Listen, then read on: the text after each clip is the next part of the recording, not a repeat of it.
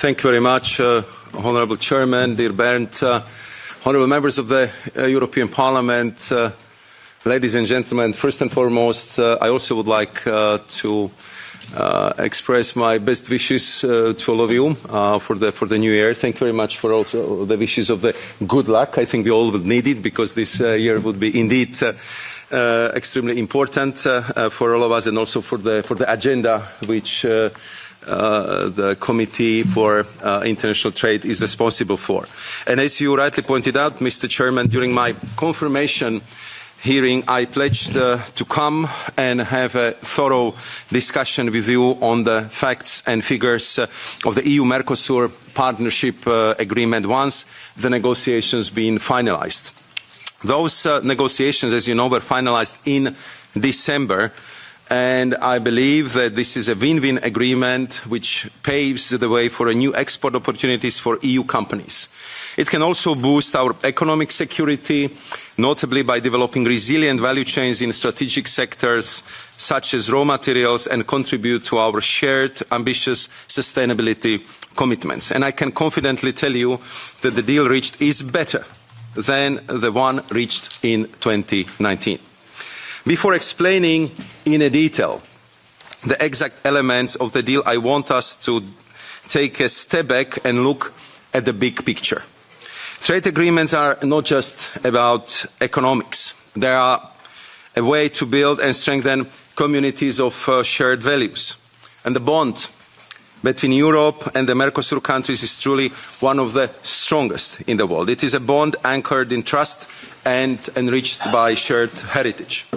In our increasingly confrontational world, we must demonstrate that like-minded partners can only rely on each other and work to achieve something meaningful together.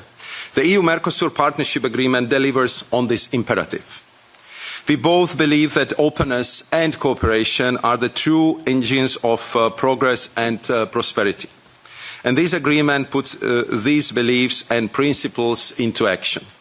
It is a bold signal to the world that we will not be steered off and not be steered from course of our fundamental values and economic interests. Quite the opposite.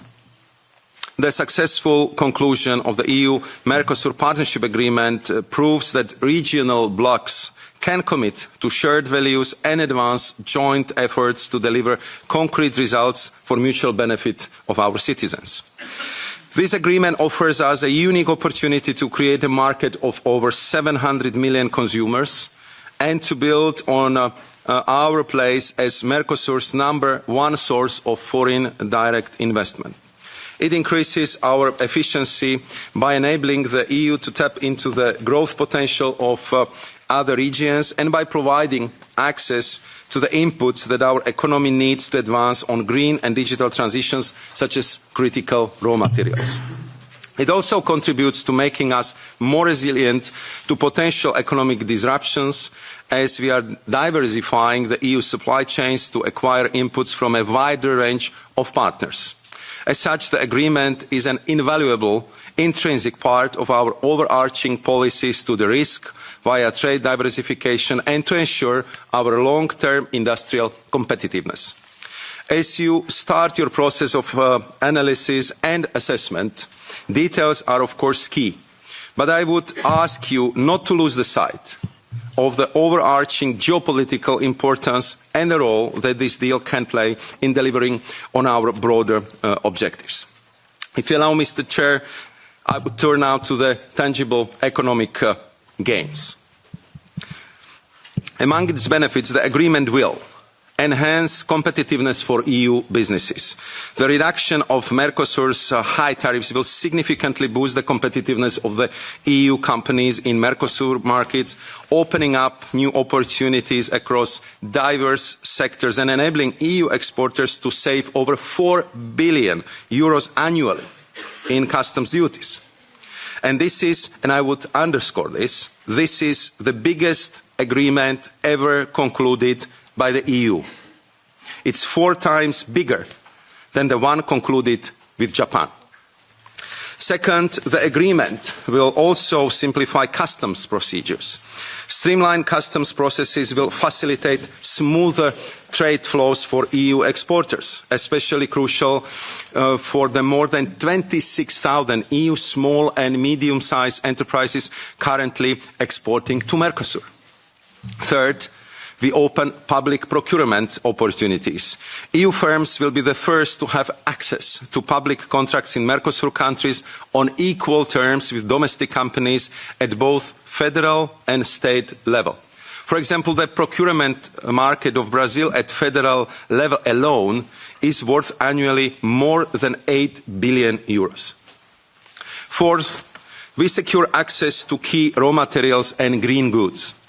By ensuring a steady, safe and sustainable flow of essential raw materials, the agreement supports the EU's commitment to the global green transition and underpins growth in environmentally friendly industries. And finally, we bolster economic security and supply chain resilience. The EU relies heavily on imports for its needs in raw materials. Having preferential access to them is of paramount importance. The agreement prohibits export tax for most critical raw materials. It also bans export price requirements and export monopolies. This will enhance the EU's economic security, increasing resilience and safeguarding critical imports essential for European industries. Now, turning to the balanced outcome in the strategic area of agri-food trade, which we approach, and I can assure you about that, we approached with utmost care and attention. I remain convinced that we have reached a balanced partnership on market access in agriculture products. The partnership agreement improves considerably market access for many EU agri-food products in the market of 280 million consumers with a growing purchasing power. Currently, the EU agri-food exports face tariffs ranging from 10 to 35% in Mercosur countries.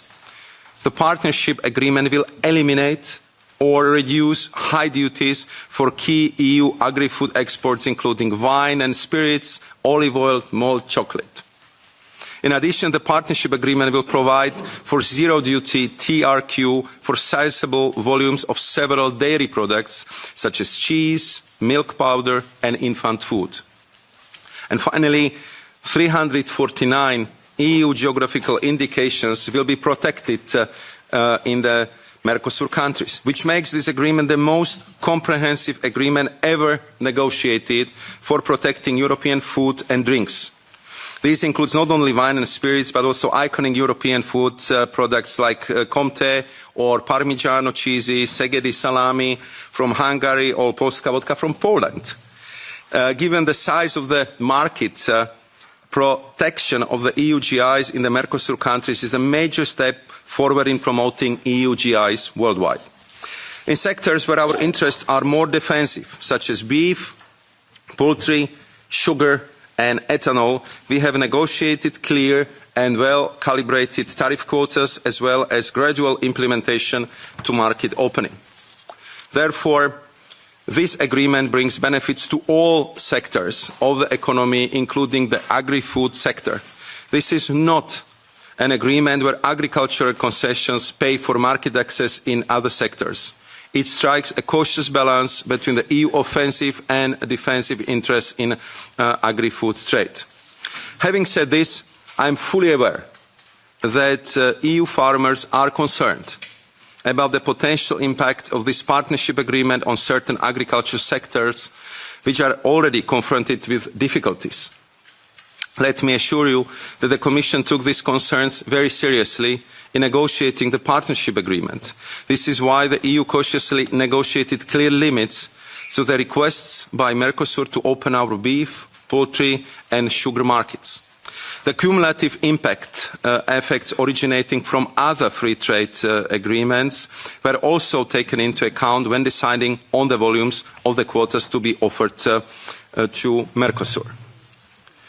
The market opening for beef will be within reasonable limits. The quota of 99,000 tons actually amounts to half of the volumes that are already being imported now from Mercosur. This quota, with a reduced tariff rate of 7.5%, will be phased in over a period of 7 years. And if you recall, this is the famous one steak per EU citizen per year quoted in the press, which will enjoy preferential access once the EU-Mercosur partnership agreement will fully enter into force. Furthermore, this quota is divided in frozen, I'm talking about 45% here, and fresh meat, 55%. And as you know, frozen meat does not target the premium market, but it's rather destined to be transformed. On poultry. The EU market for poultry has been growing annually on average by 1.8% per year over the last 10 years. Moreover, the EU is a net poultry exporter. We granted a duty-free quota of 180,000 tons open for Mercosur, and this is 3/4 of what we already import annually from Mercosur. This is more or less equivalent to the annual growth in poultry consumption in the European Union. Moreover, only half of this quota is again for premium quality, so-called boneless chickens, hence targeting the premium market. Moreover, let me stress that in addition to the clear limits set out above, the partnership agreement contains bilateral safeguards to protect the agricultural sector in case of import increases which cause or risk causing serious injury. These safeguards allow for the temporary withdrawal of tariff preferences, including for products covered by tariff rate quota. We've also put in place a new fund. The experience of recent years has shown that the Commission has the necessary policy tools to intervene effectively in the market when the situation so requires. The European Commission will monitor market developments closely after the agreement is implemented, particularly with regards to the agriculture sector. For the unlikely event that the agriculture sector in Europe is negatively impacted following the implementation of the agreement, we intend to set up a reserve worth at least €1 billion. We see this like giving a warranty for a product. As you know, the producers give a warranty exactly because it considers that its product is faultless. I think for most of the machinery in Europe it's around 2 years. Likewise, we trust that the agreement will work correctly and not cause market disruption. Still, we wish to guarantee that there will be not negative repercussions for farmers and rural areas. The additional warranty, if you like, serves as a contingency plan, ensuring stability for EU sectors even in exceptional circumstances. While unlikely to be needed, this safety net underscores the EU's commitment to protecting its agriculture sector. Turning to another crucial element, compliance with the EU SPS standards. Agriculture products imported from Mercosur countries and from any other third country with or without trade agreements must comply with EU's sanitary and phytosanitary standards.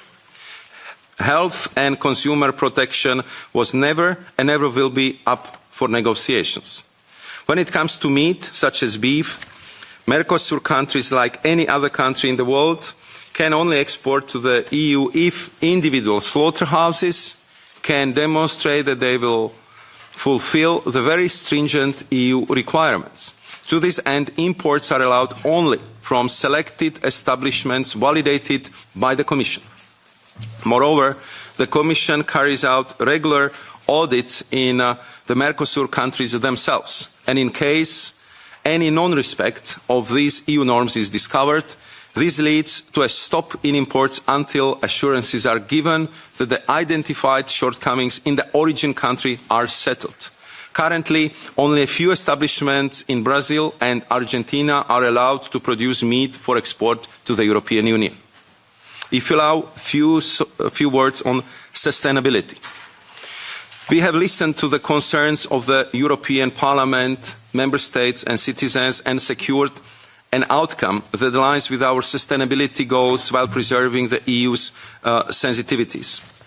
The agreement includes the Paris Agreement on climate change as an essential element, allowing for the partial or total suspension if a party leaves the Paris Agreement and also if it stops acting in a good faith.